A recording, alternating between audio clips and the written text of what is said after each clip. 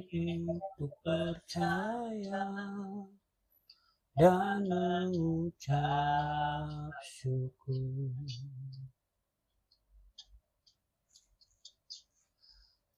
Berkali-kali Kau menolong, berkali-kali Kau kuatkan dalam masa sakit. Engkau ada, Yesus setia.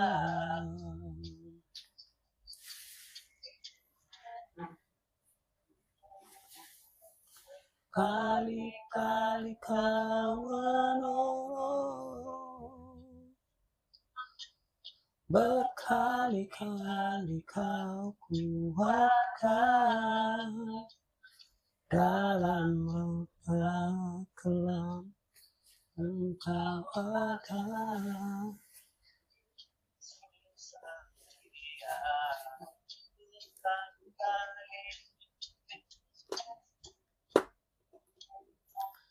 berkali-kali Kau menolong, berkali-kali Kau kuatkan dalam masa sakit. Engkau ada, Yesus setia.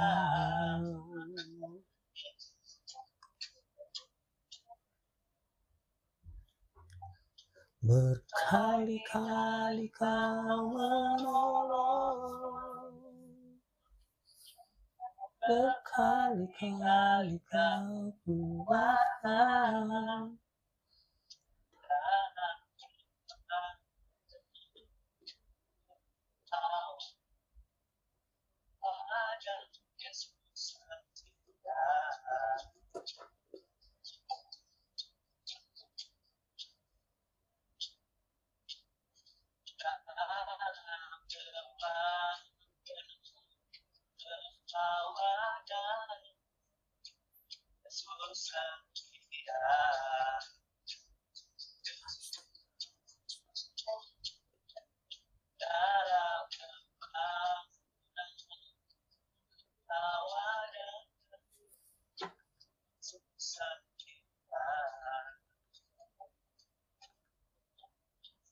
Terima kasih Tuhan, ini pengakuan kami, ini iman kami kepada Tuhan.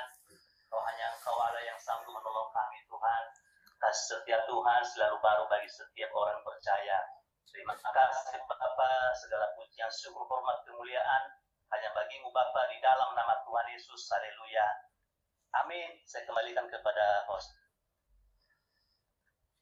Ya, shalom Bapak Ibu Saudara yang dikasihi Tuhan. Selamat malam, mohon dibantu. Apakah suara saya jelas? Oke, baik. Jelas. Oke, siap. Saya akan, karena kita sudah berdoa tadi, saya akan share screen dulu. Oke.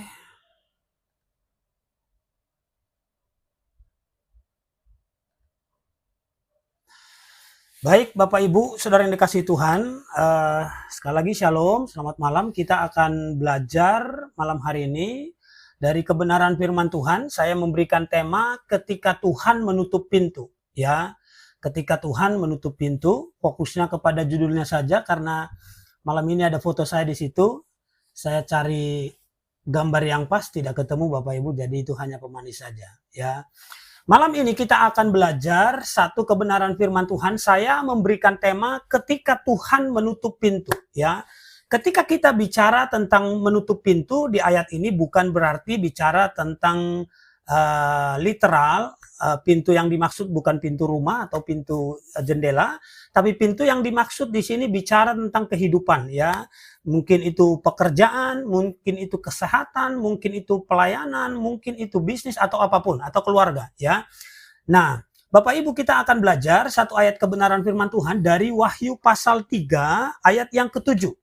Wahyu pasal 3 ayat 7 katakan begini, dan tuliskanlah kepada malaikat jemaat di Philadelphia, inilah firman dari yang kudus yang benar, yang memegang kunci Daud. Apabila ia membuka, tidak ada yang dapat menutup. Apabila ia menutup, tidak ada yang dapat membuka. Ya, ada ayat yang saya garis bawahi atau ada kata yang saya garis bawahi dalam ayat ini. Apabila ia membuka, tidak ada yang dapat menutup. Apabila ia menutup, tidak ada yang dapat membuka. Jadi, Bapak Ibu, saudara yang dikasihi Tuhan, ternyata bicara tentang pintu, ketika pintu terbuka, itu Tuhan. Ketika pintu tertutup, itu Tuhan. Ayat ini bilang, apabila ia membuka, apabila Tuhan membuka, tidak ada yang dapat menutup. Apabila Tuhan menutup, tidak ada yang dapat membuka. Jadi pintu yang terbuka dan pintu yang tertutup itu sama pentingnya Bapak Ibu. Selama ini kita selalu berfokus bahwa kalau pintu terbuka itu dari Tuhan. Tapi kalau pintu tertutup itu dari iblis atau dari setan. Ternyata ayat ini bilang kalau Tuhan itu dia bisa buka tapi juga Tuhan bisa tutup. Tidak selamanya dalam perjalanan hidup kita, tidak selamanya Tuhan selalu buka pintu. Tidak selamanya Tuhan selalu buka pintu dalam pekerjaan kita. Tidak selamanya Tuhan buka pintu dalam usaha atau bisnis kita. Tidak selamanya Tuhan buka pintu dalam pelayanan atau dalam keluarga kita. Ada waktu-waktu tertentu di mana Tuhan harus menutup pintu. Jadi dari ayat ini kita mengambil kesimpulan bahwa otoritas tertinggi itu Tuhan. Otoritas tertinggi itu bukan setan. Ya, jadi jangan kita punya pemikiran kalau pintu terbuka dari Tuhan, kalau pintu tertutup dari setan. Belum tentu. Ada kalanya pintu tertutup pun itu dari Tuhan. Nah, jadi kita harus sepakat dulu bahwa kalau ketemu pintu yang tertutup, jangan buru-buru bilang bahwa itu setan.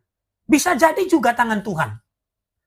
Ya, dari ayat ini kita belajar bahwa otoritas tertinggi itu bukan di tangan iblis, bukan di tangan setan, tapi otoritas tertinggi itu ada di tangan Tuhan. Tuhan yang pegang kendali. Kalau dia mau tutup, bisa dia tutup. Kalau dia mau buka, dia bisa buka. Nah, kita akan belajar mengapa seringkali Tuhan izinkan kita mengalami pintu yang tertutup. Kita akan belajar hal sederhana, Bapak Ibu, mengapa Tuhan mengizinkan pintu tertutup. Yang pertama, ternyata Tuhan menutup pintu itu tujuannya untuk melindungi kita. Jadi bentuk perlindungan Tuhan. Ada kalanya dalam hidup kita, dalam pengiringan kita kepada Tuhan, ada kalanya Tuhan menutup pintu. Kenapa? Karena Tuhan ingin melindungi kita. Ada sesuatu yang berbahaya di sana kalau kita masuk ke sana. Ada sesuatu yang berbahaya kalau kita nyemplung di sana. Makanya Tuhan tutup pintu supaya apa? Supaya kita jangan masuk ke situ. Kalau kita masuk ke situ, itu membahayakan kita. Jadi, Tuhan menutup pintu karena ingin melindungi kita supaya jangan masuk di sana. Ya, Kejadian pasal 7 ayat 16 katakan begini Bapak Ibu. Dan yang masuk itu adalah jantan dan betina dari segala yang hidup. Seperti yang diperintahkan Allah kepada Nuh. Lalu Tuhan menutup pintu bahtera itu di belakang Nuh. Lalu Tuhan menutup pintu bahtera itu di belakang Nuh. Jadi ternyata Bapak Ibu kalau kita pelajari kisah tentang Nuh ini, maka Bapak Ibu saudara kasih Tuhan, Nuh itu yang membuat bahtera. Nuh bikin bahteranya, Nuh mengambil kayu, Nuh mengumpulkan kayu-kayu, Nuh yang nukangin, Nuh yang melakukan semuanya. Ngambil kayunya, nukangin, Nuh yang melakukannya. Dia melakukannya persis di atas gunung. Tapi saudara yang dikasihi Tuhan, ayat ini menarik sekali. Seperti yang diperintahkan Allah kepada Nuh, Tuhan menutup pintunya. Jadi bahtera itu Nuh yang buat, Nuh yang kerjakan, tapi bagian untuk menutup pintunya itu Tuhan. Ya, bagian untuk menutup pintu bahtera itu adalah bagian Tuhan. Jadi yang nutup bahtera itu bukan Nuh, tapi Tuhan. Artinya, kenapa bahtera itu harus ditutup? Karena itu menjadi pembatas. Karena kalau nggak ditutup itu membahayakan. Bayangkan Bapak Ibu, kalau bahtera Nuh tiba-tiba air bah turun dan pintunya tidak ditutup dari belakang, maka air bah itu sama saja akan masuk ke dalam bahtera itu. Ya, jadi tujuan Tuhan untuk menutup pintu itu demi menyelamatkan Nuh, demi melindungi Nuh dari air bah yang sangat mengerikan itu. Bapak Ibu, saudara kasih Tuhan, Ya, saya di bulan September ini membaca kisah tentang Nuh. Ya, saya sudah selesai sampai Wahyu di Agustus kemarin, dan hari ini saya sedang belajar tentang kisah Nuh ini. Ada yang menarik dari kisah Nuh ini, Bapak Ibu. Kalau Bapak Ibu pelajari tentang kisah Nuh, maka bahtera yang dibuat oleh Nuh itu kita tidak pernah temukan bahwa bahtera itu ada kemudinya. Kalau Bapak Ibu pelajari Alkitab, maka bahtera yang dibuat Nuh itu sebenarnya tidak ada kemudi di dalamnya. Kenapa? Karena yang mengemudikan bahtera itu adalah Tuhan sendiri. Kalau bahtera itu ada kemudinya, maka Nuh yang pegang kendali dari bahtera itu. Tapi bahtera itu dicatat dalam Alkitab tidak ada kemudinya. Yang mengemudikan itu, yang mengatur perjalanan Nuh itu, yang menuntun perjalanan Nuh itu adalah Tuhan sendiri. Jadi Bapak Ibu Saudara kasih Tuhan, poin pertama, kalau Bapak Ibu menemukan ada pintu yang tertutup, poin pertama yang harus diingat adalah ini adalah bentuk perlindungan Tuhan. Bentuk perlindungan Tuhan supaya kita diselamatkan. Ada hal yang mungkin kita tidak pahami yang berbahaya di sana sehingga Tuhan harus tutup pintu supaya kita jangan masuk ke sana. Ya, itu poin pertama. Poin kedua, mengapa Tuhan menutup pintu? Yang kedua adalah ternyata Tuhan seringkali menutup pintu dalam hidup kita karena Tuhan ingin persiapkan kita. Kita belum betul-betul siap. Ya, kalau Bapak Ibu pelajari kisah Israel, berkatnya itu sebenarnya sudah ada. Sudah siap berkatnya. Tapi yang menerima berkat itu belum siap. Orang Israel. Berkatnya sudah siap. Tapi orangnya yang akan menerimanya belum siap. Jadi seringkali kenapa Tuhan menutup pintu dalam hidup kita? Karena sebenarnya kitanya belum siap. Kita belum siap dengan apa yang Tuhan sedang kerjakan dalam hidup kita. Ya, kita belajar dari kisah bangsa Israel ketika keluar dari Mesir. Keluaran pasal 13, ayat yang ke-17 dan ayat 18. Dikatakan begini Bapak Ibu. Setelah Firaun membiarkan bangsa itu pergi, Allah tidak menuntun mereka melalui jalan ke negeri orang Filistin, walaupun jalan ini yang paling dekat. Sebab firman Allah, jangan-jangan bangsa itu menyesal apabila mereka menghadapi peperangan sehingga mereka kembali ke Mesir. Tetapi Allah menuntun bangsa itu berputar melalui jalan di padang gurun menuju laut Teberau dengan siap sedia berperanglah. Dengan siap sedia berperang, berjalanlah orang Israel dari tanah Mesir. Jadi Bapak Ibu Saudara kasih Tuhan, sebenarnya waktu orang Israel keluar dari Mesir, ada jalan pintas. Ada jalur cepatnya. Tapi Tuhan tahu, kalau lewat jalur cepat, orang Israel nggak akan siap. Kalau lewat jalur yang lebih dekat, orang Israel tidak siap. Itu sebabnya Tuhan harus buat mereka berputar di padang gurun. Supaya apa? Karena padang gurun itu adalah sekolah persiapan buat mereka. Di sanalah mereka diajar oleh Tuhan. Di sanalah mereka dididik oleh Tuhan. Supaya apa? Supaya siap memasuki tanah yang dijanjikan Tuhan. Jadi seringkali ada kalanya Tuhan mengizinkan pintu tertutup di depan kita. Belum kita terima. Karena sebenarnya Tuhan sedang persiapkan kita. Jadi Bapak Ibu Saudara kasih Tuhan, ketika pintu tertutup, ya percayalah Tuhan sedang mempersiapkan kita. Ya, ada sebuah kalimat bijak Bapak Ibu Saudara kasih Tuhan, ya kalimatnya luar biasa, dikatakan begini Bapak Ibu. Sukses adalah ketika kesiapan bertemu dengan kesempatan. Jadi kalau Bapak Ibu tanya, apa itu definisi berhasil atau definisi sukses? Sukses adalah ketika kesiapan bertemu dengan kesempatan. Ketika siap bertemu dengan kesempatan. Ya, Bapak Ibu beberapa tahun yang lalu, sekitar 6 atau 7 tahun yang lalu, saya dapat tawaran pekerjaan. Ya, cukup besar. Tetapi salah satu syaratnya adalah perusahaan saya itu harus PKP. Harus pengusaha kena pajak. Ya. Tapi karena saat itu belum PKP, pekerjaan itu saya nggak bisa tangani. Kesempatannya ada, tapi saya belum siap. Secara manpower, tenaga saya ada, tapi secara administrasi saya nggak siap. Saat itu kesempatannya ada, tapi kesiapan saya tidak ada. Sehingga apa? Saya tidak bisa mengerjakan itu. Sekarang justru berbeda. Ketika saya sudah punya izin administrasi yang lebih lengkap, pekerjaan yang seperti itu tidak muncul lagi. Saat ini saya siap, tapi kesempatan itu ada. Jadi seringkali Bapak Ibu saudara kasih Tuhan, kita punya kesempatan, tapi kita nggak siap. Atau sebaliknya, kita siap, tapi kesempatannya nggak ada. Jadi anugerah itu adalah ketika kita siap dan itu bertemu dengan kesempatan. Bapak Ibu, coba lihat gambar yang saya tampilkan di slide ini. Ada gambar Goliat yang dihabisi oleh seorang yang bernama Daud. Daud itu, saya percaya Daud itu bukan belajar main ketapel itu bukan belajar ketika dia menghadapi Goliat saat itu. Tapi saya sangat yakin Daud itu ketika dia menghadapi Goliat, dia telah belajar berkali-kali sehingga ketika Goliat ada di situ, dia bidik dengan tepat.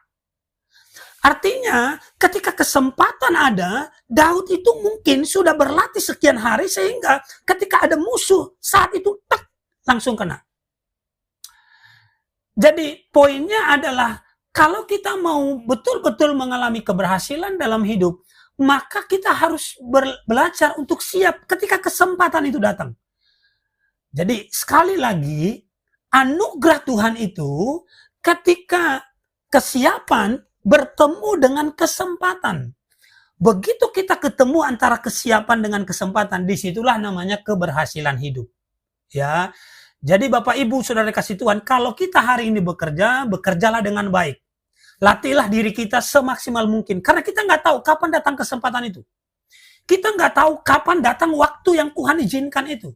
Kapan datang momentum dari Tuhan. Kapan datang kairosnya Tuhan. Kalau kita melayani, maka kita melayanilah dengan maksimal. Apa yang kita bisa berikan kepada Tuhan, kita lakukan dengan maksimal. Karena kita sesungguhnya nggak tahu kapan datang kesempatan itu. Begitu kesempatan datang dan kita siap, disitulah momentumnya. Disitulah kairosnya Tuhan. Disitulah kita melihat apa yang dijanjikan Tuhan. Itulah anugerah Tuhan. Jadi sekali lagi Bapak Ibu, ketika pintu tertutup, yang pertama tadi kita belajar bahwa itu bentuk perlindungan Tuhan untuk kita. Lalu yang kedua, seringkali pintu yang tertutup itu adalah bentuk Tuhan untuk mempersiapkan kita menerima sesuatu yang lebih besar. Ya. Yang ketiga, mengapa Tuhan menutup pintu? Menutup pintu artinya adalah bentuk tuntunan Tuhan. Ya, coba lihat gambar ini Bapak Ibu, ada seekor ini kartun, ada seekor anjing yang mau masuk kandang. Ya. Kalau Bapak Ibu yang pemilik anjing ini, maka bagaimana caranya supaya anjing ini bisa masuk kandang di sini? Maka ketika dia berjalan ke kiri, Bapak Ibu harus tutup pintu di kiri. Ketika dia berjalan ke kanan, tutup pintu kanan. Ketika dia berjalan di depan ke kiri, tutup pintu kiri. Supaya apa? Supaya pada akhirnya dia masuk ke dalam kandang yang tepat. Jadi seringkali di kiri tertutup, kita ke kiri pintu tertutup, kita ke kanan pintu tertutup, kita ke kiri lagi pintu tertutup. Supaya apa? Supaya Tuhan membawa kita masuk dalam rencananya. Tuhan membawa kita masuk dalam tujuan akhirnya Tuhan. Ya, jadi ketika pintu tertutup, jangan terburu-buru dulu menyimpulkan bahwa sesuatu yang negatif. Bisa jadi itu tangan Tuhan yang menutup supaya kita masuk dalam rencana Tuhan, menjadi tujuannya Tuhan. Ya, coba lihat kisah ini Bapak Ibu, Kejadian pasal 50 ayat yang ke-20. Dikatakan begini, memang kamu telah mereka-rekakan yang jahat terhadap aku, tetapi Allah telah mereka-rekakannya untuk kebaikan dengan maksud melakukan seperti yang terjadi sekarang ini, yakni memelihara hidup suatu bangsa yang besar. Nah, ini kisah Yusuf. Nah, kita tahu betul Yusuf bagaimana. Yusuf itu seorang yang sangat luar biasa. Dia anak yang istimewa. Ya, dia anak yang istimewa. Sampai dia bercerita, dia punya mimpi, dia cerita kepada saudara-saudaranya. Waktu dia berceritakan itu, akhirnya saudara-saudaranya iri, dia dibuang ke dalam sumur. Bapak Ibu kalau lihat dia buang sumur, dia dibuang ke sumur, lalu setelah itu dia masuk ke rumah Potifar. Di rumah Potifar itu, semua yang dikerjakan Yusuf berhasil. Wah, sukses dia di situ. Tapi lihat baik-baik, sudah sukses Yusuf di rumah Potifar, tiba-tiba Tuhan tutup pintu. Ternyata bukan di situ. Tujuan Tuhan membawa Yusuf bukan di rumah Potifar. Dia masuk ke penjara. Di penjara pun dia diberkati Tuhan dengan luar biasa. Udah luar biasa diberkati Tuhan di penjara, ternyata bukan itu tujuan akhirnya. Jadi Tuhan itu kalau kita lihat dalam kisah Yusuf, itu sepertinya Tuhan tutup pintu, tutup pintu, tutup pintu. Itu banyak sekali pintu yang tertutup. Tapi pada akhirnya ternyata pintu yang tertutup itu adalah tangan Tuhan untuk membawa Yusuf masuk menjadi seorang yang luar biasa di Mesir saat itu. Jadi kalau Yusuf ini jadi jemaat, mungkin kita akan berdoa supaya kita mengusir kutuk, ya, karena banyak banget pintu tertutup. Tapi ternyata pintu yang tertutup itu adalah tangan Tuhan. Pintu yang tertutup itu ternyata adalah tuntunan Tuhan. Bayangkan kalau dia tidak dibuang ke sumur, bagaimana mungkin dia bisa masuk di rumah Potifar? Kalau dia nggak di rumah Potifar, bagaimana mungkin dia bisa masuk penjara? Kalau dia nggak di penjara, bagaimana mungkin dia bisa masuk menjadi seorang Perdana Menteri di Mesir? Artinya, semua situasi-situasi itu, pintu yang tertutup itu adalah tangan Tuhan yang menuntun Yusuf. Supaya apa? Supaya masuk menjadi seorang Perdana Menteri yang luar biasa di Mesir. Jadi sekali lagi Bapak Ibu saudara kasih Tuhan, jangan terburu-buru menilai sesuatu, menilai pintu yang tertutup menjadi sesuatu yang negatif. Belum tentu. Bisa jadi itu tangan Tuhan yang sedang menuntun kita supaya kita masuk dalam rencananya. Di balik layar Tuhan sedang bekerja membawa kita untuk tiba pada rencananya. Ya.